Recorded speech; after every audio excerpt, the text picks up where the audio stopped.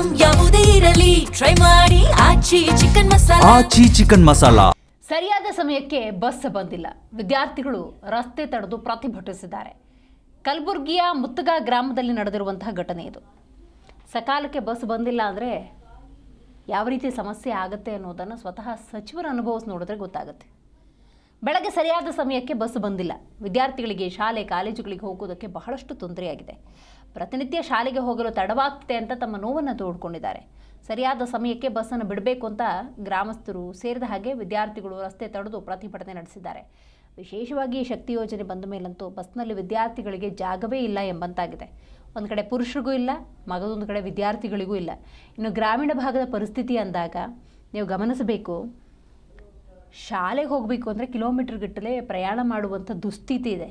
ಹಾಗೂ ಹೀಗೂ ಹೆಂಗಾದರೂ ಮಾಡಿ ಶೈಕ್ಷಣಿಕ ಜೀವನವನ್ನು ನಡೆಸೋಣ, ಶಿಕ್ಷಣ ಪಡ್ಕೊಳ್ಳೋಣ ಅನ್ನುವಂಥ ವಿದ್ಯಾರ್ಥಿಗಳ ಆಸೆಗೆ ಇಂತಹ ಕೆಲವೊಂದು ಘಟನೆಗಳು ನಿಜಕ್ಕೂ ಕೂಡ ತಣ್ಣೀರು ಹರಿಚಿಬಿಡತ್ತೆ.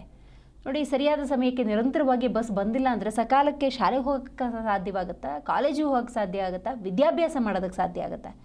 ಹಾಗಾಗಿ ವಿದ್ಯಾರ್ಥಿಗಳೆಲ್ಲರೂ ಒಂದು ಕಡೆ ಸೇರಿ ಪ್ರತಿಭಟಿಸಿ ತಮ್ಮ ಆಕ್ರೋಶವನ್ನು ವ್ಯಕ್ತಪಡಿಸಿದ್ದಾರೆ.